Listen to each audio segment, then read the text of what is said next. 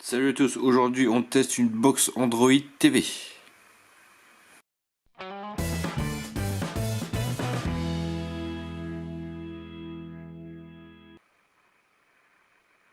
Donc, box TV achetée sur le site Gearbest pour le prix de 48,90 €, que j'ai reçu en même pas qu'un jour, assez rapide, bien content de cet achat-là sur ce site. De toute façon, je vous mets le lien dans la description comme d'habitude. Ouais, j'avais déjà une petite clé Android pour mettre sur la télé, mais je voulais passer carrément sur une box TV un peu plus solide, donc j'ai acheté celle-là. Alors, faut savoir que des box TV, il y en a énormément, mais globalement, c'est à peu près tous les mêmes. Donc là, voilà, j'ai acheté celle-là. On n'a pas beaucoup d'infos hein, sur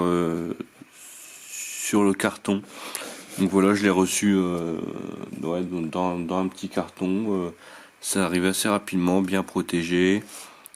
Donc voilà la bête. C'est du noir qui est assez sale en fait, mais bon après c'est que de l'emballage. Hein. Pas de super grosse info. Hein. TT TV Box, voilà, on n'a pas plus. Hein. Pas de grosse étiquette, il y a juste là au-dessus, donc CPU 64 bits, HVC H265, CPU 8 corps, 4K UCD, voilà ce qu'on peut voir. Là on voit que c'est marqué CPU 8 cœurs, Cortex A53, GPU Meli T820 MP3, on verra bien ce que ça dit. Donc c'était de la marque c'est de la marque Sunvel, donc c'est le T95V Pro. Attention. Bon, on va déballer ça, hein, donc.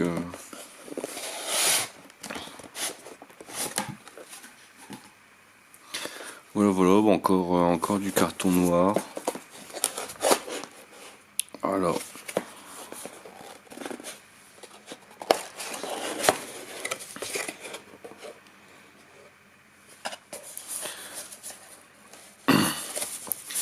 Donc là la box. Bon, assez petite, c'est plutôt pas mal. Au moins de mettre ça sur un même petit meuble télé. On va regarder un peu plus en détail après, on va déjà voir ce qu'il y a dedans. Alors. Ça s'ouvre comme ça. Un câble HDMI. La télécommande. Et l'adaptateur donc là européen 12 volts. Et le manuel. Alors manuel. Apparemment il a l'air d'être multilingue, ça c'est plutôt sympa. Japonais.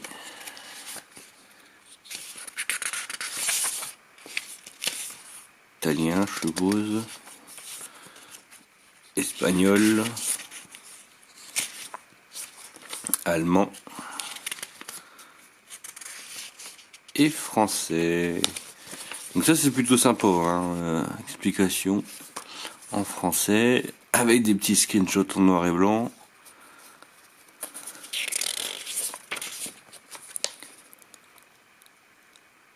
Voilà, c'est pas mal. Là, la box TV, donc la marque, hein, Sunvel. Là, le bouton, sûrement le bouton power qui doit s'allumer. Qu'est-ce qu'on a? Alors derrière, on va bien voir. Donc là, on a l'alimentation. Un port USB, un port Ethernet, un port HDMI, une sortie son. Et sur le côté, un deuxième port USB et une entrée micro SD. Alors, faut savoir les caractéristiques de la petite bête.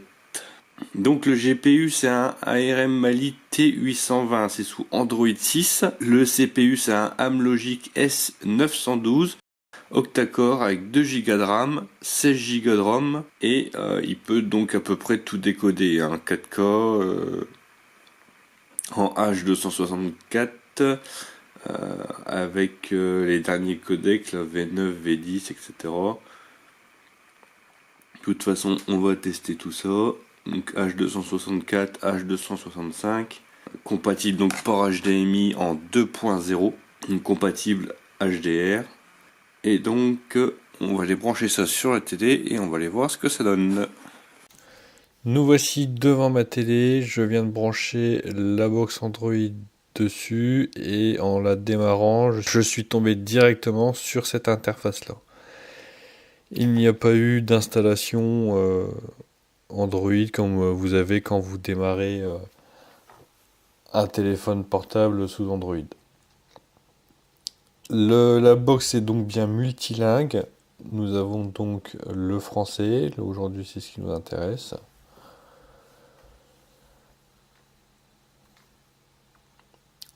On a également différentes options comme le paramétrage du bouton power sur la box. Si on veut la laisser en veille ou mettre power. Nous avons effectivement le Bluetooth qui fonctionne et qui est reconnu. Pas de problème à ce niveau-là. Donc la version d'Android c'est une 6.0.1 avec correctif de sécurité datant du 1er août 2016 qui est plutôt bien récent. Au niveau du Wi-Fi, alors pareil, hein, ça marche bien. Un petit détail, c'est qu'au début ma box n'était pas reconnue car le Wi-Fi était sur le canal 13. Et d'après ce que j'ai compris, c'est que tous les canaux au-dessus de 11 n'étaient tout simplement pas reconnus. J'ai donc mis ma box ADSL sur un canal inférieur à 11 et la box TV a tout de suite reconnu le Wi-Fi, j'ai mis le mot de passe et ça m'a accroché tout de suite sachant que je suis à 5-6 mètres de la box. On peut également la brancher en Ethernet. Donc l'interface qu'on a, la voici. On a donc le Media Center Kodi, on a le navigateur. En application préinstallée, il y avait YouTube, Netflix et Skype. Donc là, on va essayer Kodi. Donc on peut lire directement les musiques, les vidéos. Donc là, pour l'instant, on va aller tester les vidéos 4K. C'est ce qui nous intéresse. Donc je vais dans ma clé USB.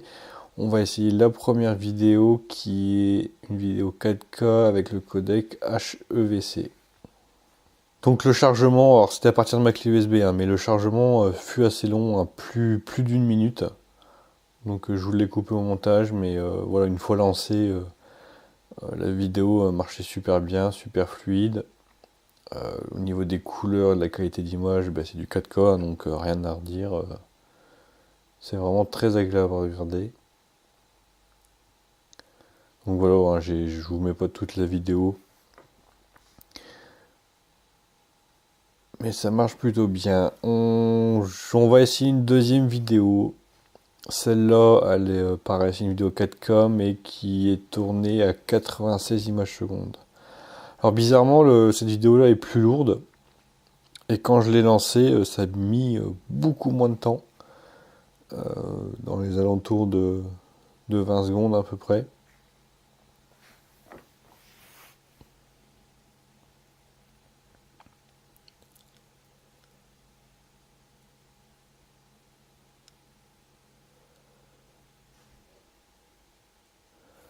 Alors pareil, un super fluide. Pas de ralentissement. Vraiment très, très agréable à regarder. Alors, j'ai pas pu tester le HDR parce que ma télé n'est pas compatible. Mais ça devrait pas poser de soucis, sachant que la box est bien compatible car c'est un HDMI 2.0. On va tester une application préinstallée dans Kodi qui m'a interpellé, qui s'appelle Exodus. Alors je pense que les autres qu'on voit à côté, One Channel, Icefilm doit être la même chose. Mais en gros, c'est pour regarder des films en streaming. ce qui peut être sympa. Donc en gros, vous lancez Exodus, vous choisissez le type de film que vous voulez. Alors moi j'ai essayé de chercher des films par langue en français. Malheureusement à chaque fois je tombais que sur des films anglais. On sera pour regarder que des films anglais. Mais ça marche plutôt bien.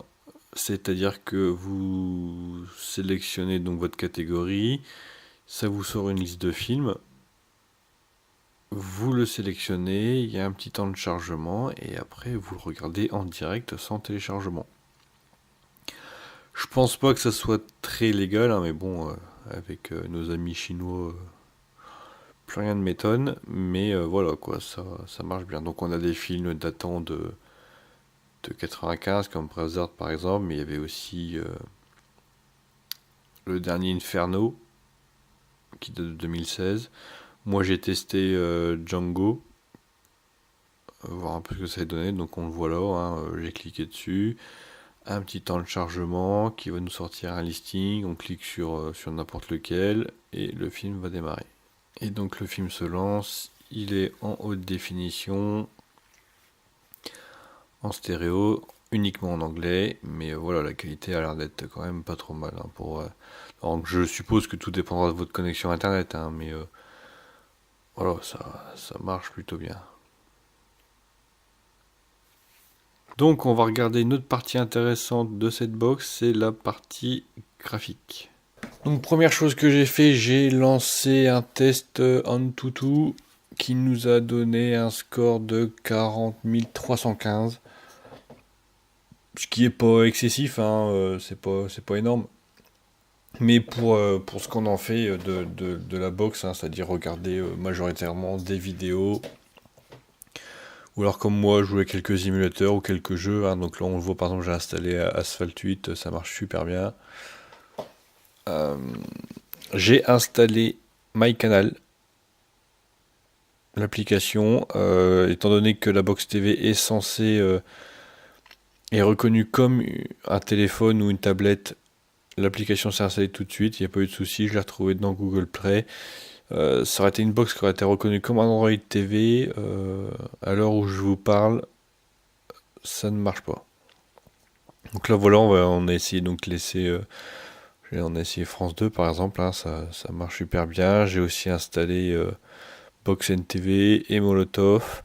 Le seul regret que j'aurais sur ces applications-là, c'est que la vidéo n'est pas en haute définition. On a testé donc un émulateur, ici la Nintendo 64. Hein, donc avec des graphiques en 3D quand même. Donc on va chercher les ROM dans ma clé USB. Alors, évidemment, vous le faites que si vous avez les jeux originaux. Après moi je dis ça, je dis rien. On va essayer donc Mario Kart, hein, voir tester un petit peu tout ce qui est fluidité. J'ai juste eu comme paramètre à faire au niveau de ma manette. Hein, j'ai pris une ancienne manette Xbox 360 branchée en filaire USB. Donc voilà, dès les premières images, hein, on voit que c'est plutôt fluide.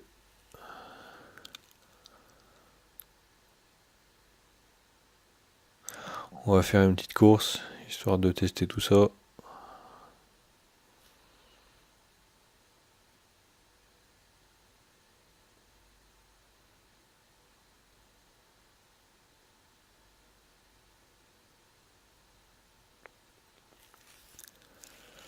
Bon, déjà dans les menus c'est plutôt fluide. Alors pareil, hein, pour une question de droit, je vous fais pas écouter le son, mais pas de grésillement, le son est plutôt fluide. Pas de ralentissement non plus de ce côté-là. Là, on va tester un autre émulateur qui est la Master System, autre console que j'ai. Donc voilà, ça, ce genre d'émulateur qui prend pas beaucoup de ressources, mais je voulais tester. Donc on va tester avec Sonic, qui marche plutôt bien. Pas de ralentissement. Au niveau des fonctions des touches, ça répond au quart de tour.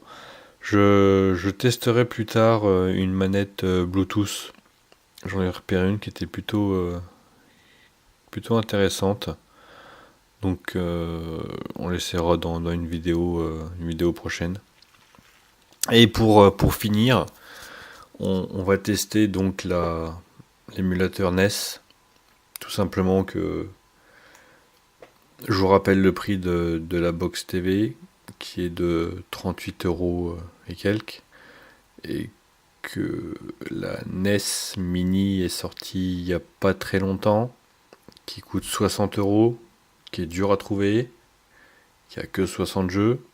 Enfin maintenant avec les hacks qui sont apparus, on peut monter à 60, voire certains j'ai vu monter à 700 jeux.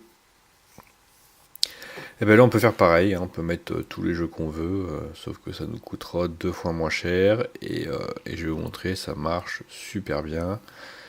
Donc on va tester pour finir cette vidéo le Super Mario, grand classique. Et donc on voit très bien que ça marche nickel. Bon après, si ça vous intéresse, je vous laisserai tester d'autres émulateurs, hein, mais grosso modo, il n'y a que l'émulateur PlayStation que j'ai pas testé parce que j'ai pas trouvé de version gratuite. Mais à part ça, voilà, globalement tout fonctionne avec la plus grande fluidité possible. Alors conclusion pour cette box TV, rapport qualité-prix imbattable, hein, c'est vraiment très très bon. Encore, donc moi j'ai utilisé que deux choses, hein, jouer aux émulateurs et regarder des vidéos, mais je pense qu'on peut faire quand même pas mal de choses que j'ai pas forcément pensé, qui pourraient être intéressants. Donc je recommande fortement. Donc voilà, si ça vous a plu, n'hésitez pas à mettre un pouce bleu. Également, n'hésitez pas à vous abonner, c'est très important. Et nous, on se retrouve pour une prochaine vidéo. Et je vous dis ciao!